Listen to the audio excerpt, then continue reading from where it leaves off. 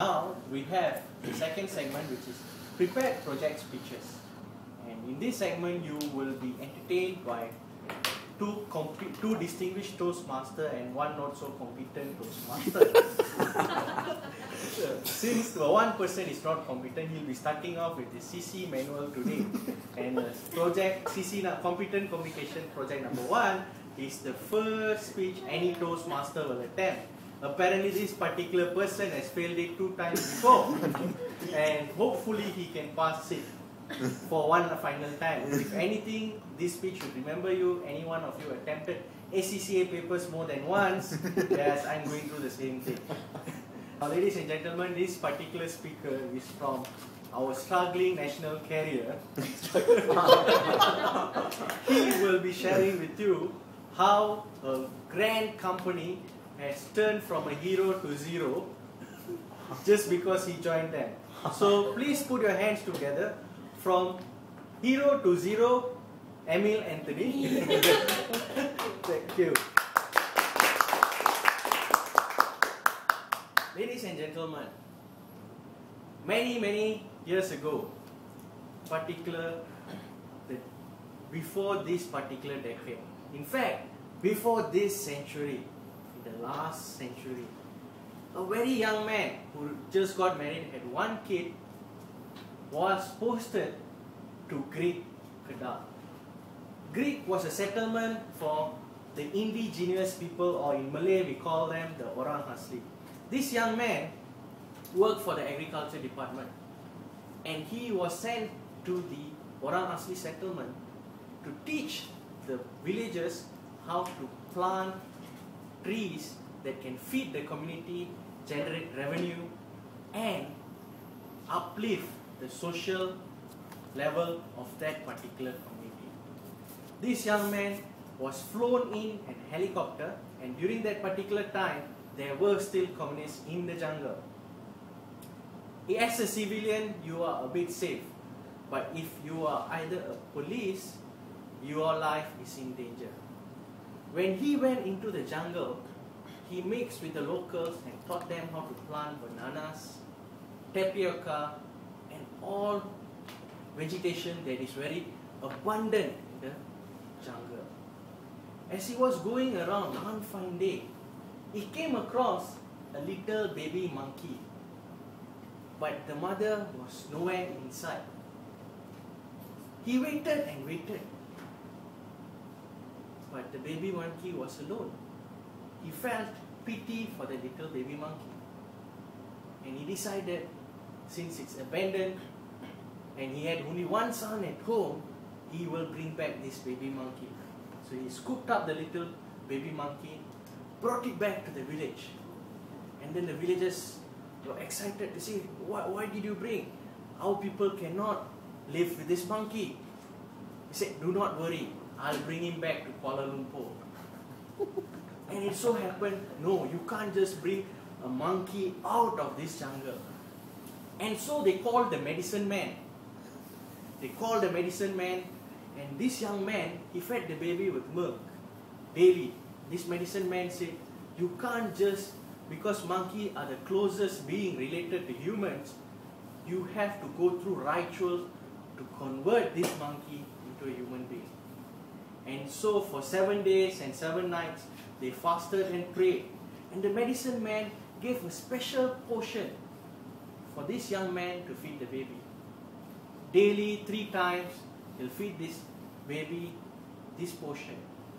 And little by little, the baby monkey will shed its hair throughout the head.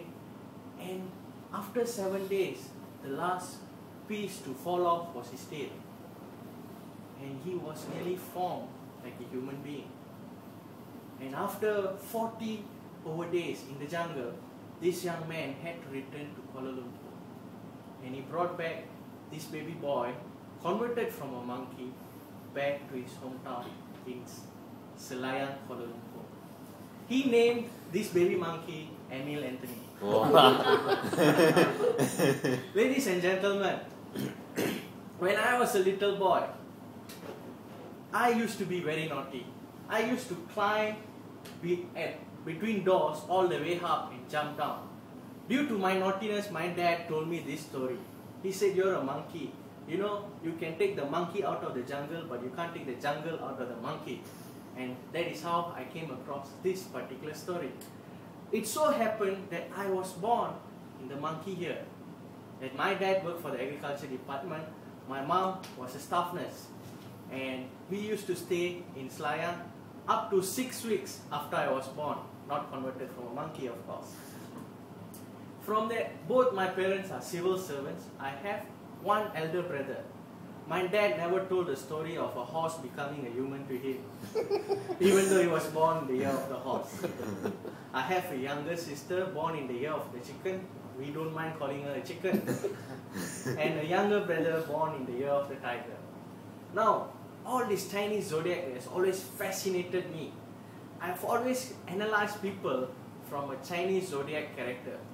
If anything that I like about this Chinese zodiac is how strong a certain characteristic of people born in certain particular years, especially the year of the dragon. I find people who are born in the year of the dragon are very highly successful and very highly competitive.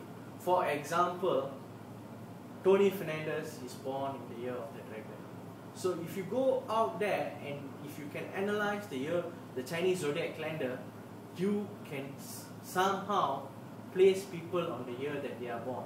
So even though I'm Indian, I take this particular love for Chinese zodiac more than the Western horoscope due to local. Now as I grew up in few places because my parents were civil servants. After 6 weeks I was born, my dad was posted to Port Klang. It was the agriculture department. Every time you import something, he has to check it so that it does not bring any damages to the local crops here. For example, did you know that you can't import mangoes from overseas to this country? Because mango is an industry that we have here, and if you bring in a product which has a disease, it is a threat to national security. And my mom was a staff nurse, so the privilege of the other privilege was she was a staff nurse and also a midwife together. So technically she delivered at the workplace.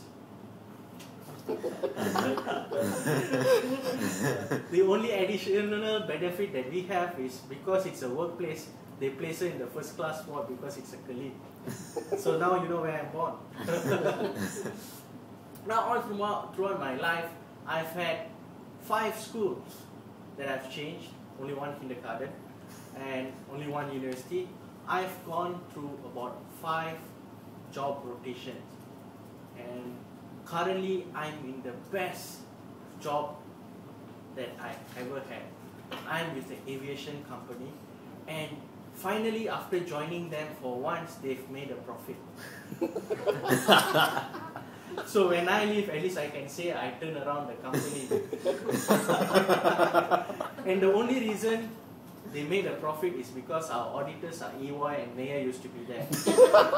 I used to buy him dinner after meetings and everything. So he said the only way to change a company from profit to loss in accounting is very simple. You just change the red into black. Or you just remove the brackets out of the profit and loss report. So that is how I learned my accounting. I've been in Toastmasters for 3 years and I've enjoyed every minute of it. It is an ongoing journey for me. I've been a division loser for the past 3 times.